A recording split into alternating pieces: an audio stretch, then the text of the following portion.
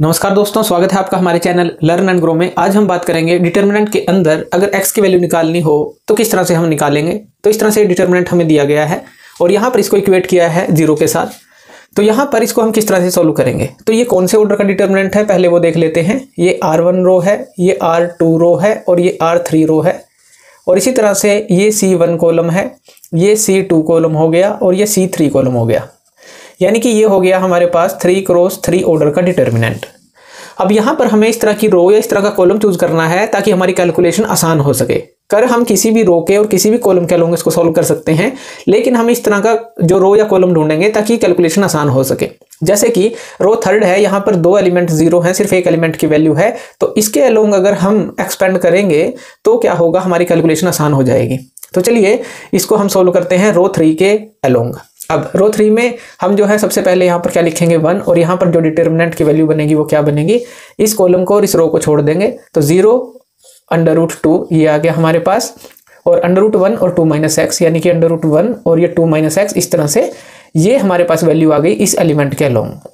आगे अगर हम इसको सोल्व करेंगे, जो साइन रूल के अकॉर्डिंग अगर हमें लगाना है जो साइन है, तो डायगनली जो है हम उसको प्लस रखते हैं और बाकी सारे यहाँ पर माइनस हो जाते हैं। तो ये साइन रूल होता है, डायगनली प्लस रखना है, बस बाकी सारे माइनस। अब यहाँ पर ये एलिमेंट है तो ये प्लस है, इसके बाद जो है ये माइनस आएगा साइन, लेकिन यहाँ पर ये एलिमेंट 0 है तो डिटर्मिनेंट की वैल्यू कुछ भी बनाएंगे तो वो 0 ही आएगी मल्टीप्लाई होके। आगे भी 0 है तो यहाँ पर ये प्लस आ जाएगा, और 0 डिटर्मिनेंट के अंदर कुछ भी वैल्यू आएगी वो भी 0 हो जाएगी।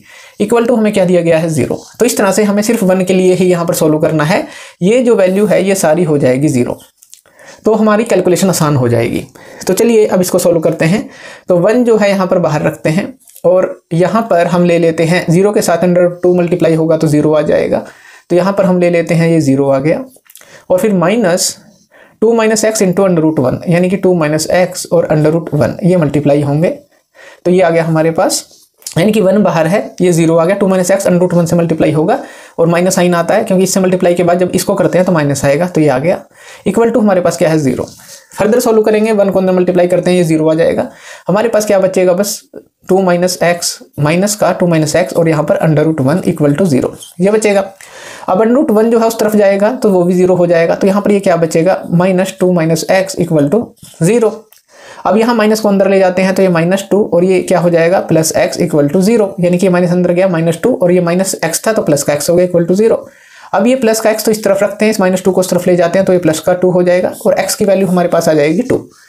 तो इस तरह से जो इस तरह का डिटर्मिनेंट होता है उसको हम सोल्व करते हैं। तो थैंक यू वीडियो देखने के लिए, और इसी तरह की वीडियोस के लिए आप हमारे चैनल लर्न एंड ग्रो पे हमें सब्सक्राइब कर सकते हैं। धन्यवाद।